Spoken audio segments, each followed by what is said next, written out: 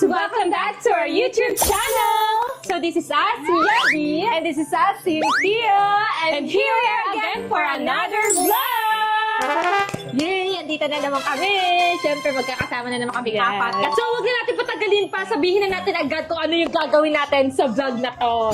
So ang gagawin namin for today's vlog, guys, is cooking challenge na naka-handcuffs. Ayan. And meron pa, guys, hindi lang yan. Meron ding mga ni-request yung fans natin sa comment section. Sabi nila na mag-exchange partner Yes. daw. Partner na. So, ayan. So kami ni Yaji, marunong naman kami Dito, para sa Marunong din kami. Nakapagluto na tayo, di ba dati yung partner tayo, no? Marunong ako, Bino. So, ano yung magiging name ng team natin? Soji. Soji. Okay na yun. Sophia Sa at amin, Yaji. Sinbi. Sinbi. So, sa challenge na to, guys, meron kaming budget every team. 1,000 pesos. So, ayan.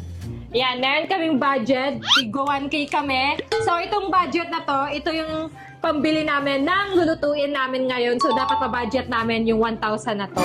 Kailangan makaluto tayo ng isang main ulam, dish main and dish isang at dessert. Kailangan pagkasyahin natin to, dapat makagawa tayo ng dessert. Kaya yan, madami pa nga mabibili dito. Then, ang titikem, syempre, yung mga audience natin. Yung So, mga sino yung kasama nandito namin natin? sa bahay. At sila ang magvo-vote kung sino yung pinakamasarap at yung mananalo ay makakatanggap ng 100,000! Ay, wala pa kasi... Uy, ikaw na ba yung nanalo? Hindi pa nag-i-start, kukunin mo yung pera. So, ayun, kung sino yung mas maraming votes, kung kanino yung mas masarap, maraming nasarapan, yun yung mananalo. At makakatanggap ng 100,000. So, okay lang yan kasi kung wala Okay lang yan kasi kung wala naman hati kayo, kami hati pa din tayo. Okay lang yun, hati Okay na lang lang. yun. Bibigyan naman ako ng Hati-hati na lang mananalo tayo. kayo. So, ngayon, pupunta kami ng palengke, guys, para bumili ng mga ingredients sa lulutuin natin. Yes.